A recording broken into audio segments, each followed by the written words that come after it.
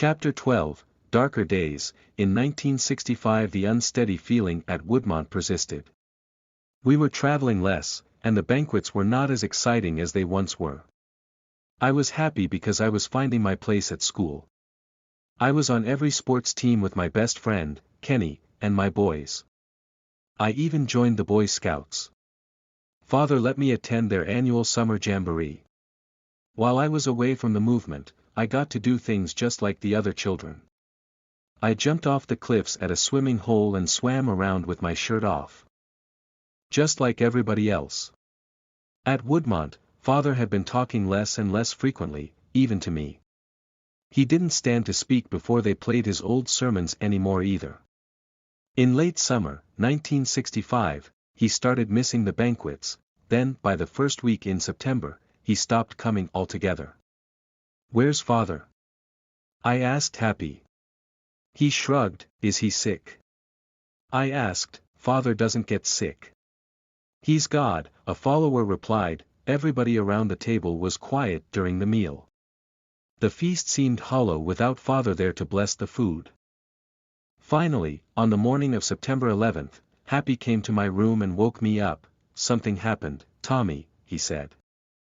I sat up and brushed the sleep out of my eyes. "What is it?" Father Divine threw his body over to the other side. "Tommy," Happy said. My heart sunk. My reality came crashing down. I knew I was wearing my feelings on my face when Happy said, "Don't be sad, Tommy. He's not dead." Happy left me to grieve alone. I went down to my cave and stayed there for a few hours. Images of Father were running through my head. I remembered the words he'd said to me, "Woodmont is your home and you will live here and be taken care of for the rest of your life." That was his promise. The man who had offered me salvation was gone. When Mother heard I was upset, she sent for me. Just before lunch one of the secretaries came to get me. "Go to Mother's office," she said. "Where's her office?" "Father's old office," she replied. Mother had moved right in. I wasn't sure how the followers were going to like Mother moving into Father's place. She was a controversial addition to the peace mission when she was brought in. She started doing office work as a young Canadian recruit. Her birth name was Edna Rose Richings, which she later changed to Sweet Angel. Then, when she was just 21 years old and her passport was about to expire, she proposed to Father Divine, then 65 years old. The two were married in a secret ceremony in the summer of 1946 in Washington, D.C. Divine told his followers he was marrying her because she contained the spirit of his much-loved first wife, Penina, who had died in 1943. Penina was a 6'2" African-American woman known first as Sister Penny and then as Mother Divine. Among Father Divine's followers, this never-before-discussed concept of spiritual reincarnation was not taking, and they were right to be skeptical, not just for the doctrinal problems this created within Father's teachings, but also because Richings was born nearly 20 years before Penina's death. Nevertheless, Divine and Richings acted as a unit and moved to Philadelphia. I walked into the octagon-shaped room with the red carpet, the place where I met Father Divine and where he later told me the truth about not being a deity. Instead of his smiling face, I was greeted by Mother. She looked stern. "Peace, Mother," I managed. I was trying hard not to show my sadness or my tears. "Tommy, you believe Father was God, right?" she asked. The question seemed very pointed. "Of course," I replied, keeping my promise to Father not to tell his secret. "Then you know he is coming back," she said coldly. "He is God. He has just cast aside this body. He is coming back. Anybody who cries is not a true believer, understand?" I looked at her and nodded. "You will be meeting the followers, Tommy, from all over the world. You will need to show them how to be strong." I agreed. "We are moving Father to the solarium for now. Then we will build a shrine to celebrate his life on the property." They put him in our sunroom, at the back of the house. For several days. He was laid in the room with the slate-gray tile floor, with the windows open to let a breeze in, before a coroner came to treat his body and I was allowed to go in and view him with Mother.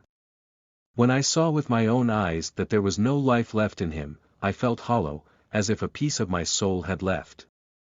I held back my feelings with her looking down at me. I didn't know it at the time, but reporters, who wanted to get a glimpse of the fallen leader, were being held at the gate. Late in September we marked a day to celebrate his life, never a funeral service because he was not supposed to be dead. Thousands of followers came during that time to Woodmont, and I stood by Mother greeting them dutifully as they came. They were lined up out the door of the house waiting for their turn to meet Mother and me. She wanted me close by her side in front of the followers. I think she wanted to show a united front, her and me together. I said peace to all the followers and shook the male followers' hands. I tried to be a bright spot and smile as I was told to do. Mother watched me closely, making sure I didn't cry, and making sure others kept their tears in check. If anybody started to cry, she would have them escorted off, saying they didn't truly believe. Her head of security, Mr. Leon, would tell them to leave and not bother coming back. After the memorial celebration, the banquets were somber. Mother jumped right in, placing the spoons in the dishes as if Father's holiness had somehow passed right to her. She left his seat empty at the table and made a plate for him.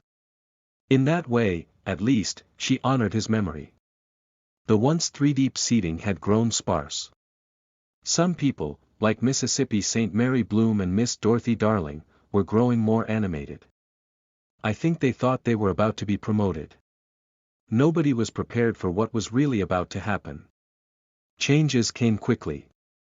The secretaries started leaving, until one by one, after a few weeks, they were all gone. Our organ player, Miss Sunshine Flowers, left and new people moved into our open seats at the banquet table. Men like Philip Life and Roger Klaus, who had once been a musician in Father's band, came to the front. Once the visitors stopped coming to pay homage to Father's body, Mother left too. She traveled to the house in Sayville and stayed there for months. She told us she had to go because she feared for her life. She left me behind.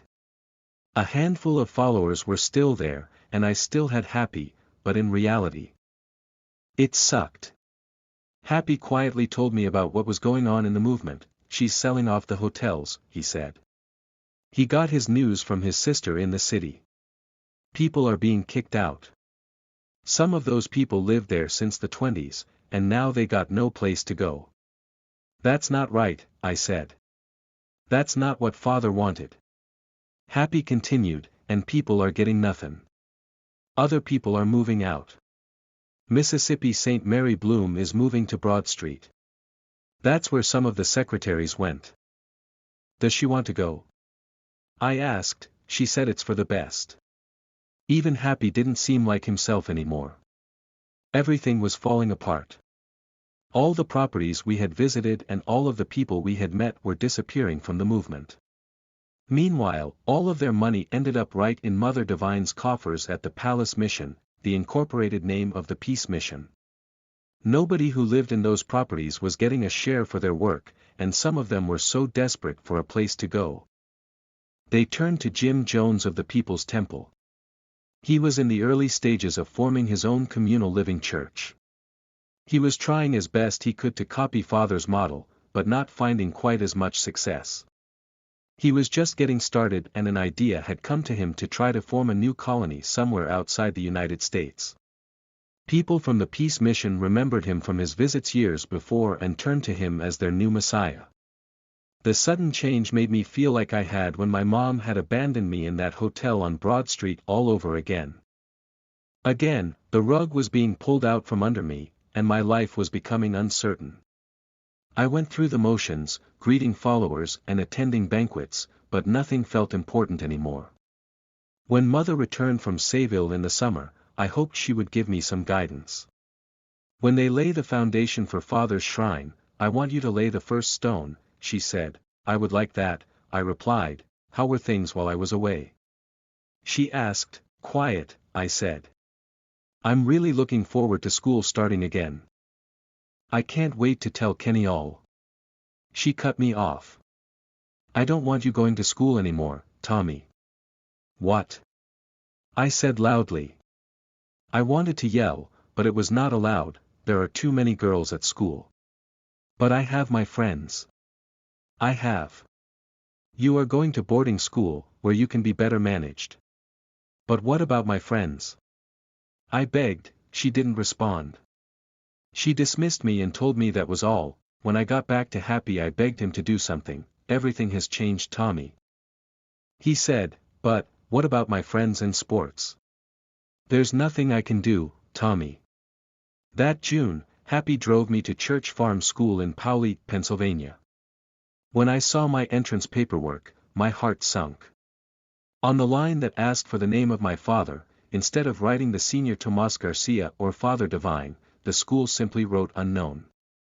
After all that I went through, I was left with no father at all. On the signature line, where they needed the permission of a guardian, Mississippi St. Mary Bloom had signed. It said she would be paying my annual tuition, $500. It also said my mom was Miss Georgia Garcia, an unemployed woman who lived at Woodmont, which was curious because I'd never seen her there. There were other lies on the forms, like that I came from a non-denominational background. I was Catholic, and there was no information about my baptism or confirmation. I understand now that this information could have left a paper trail that would have led school officials to my father. If they knew where he went to church, or where I was baptized, they would be able to see that I had a father. I still didn't know if he knew what had happened to me, or if he wanted me back. A poor academic record followed me. It was so bad that Church Farm School required me to take an IQ test to make sure there wasn't something wrong with me. After the test was scored, my IQ was reported to be over 120, and I was labeled smart but a poor performer, with an application covered in lies and half-truths. I was accepted at Church Farm School. Soon, I packed up my clothes, 2 suitcases full this time, double what I was left with at the Divine Lorraine Hotel, and was sent away to boarding school. Only this time I had a guitar.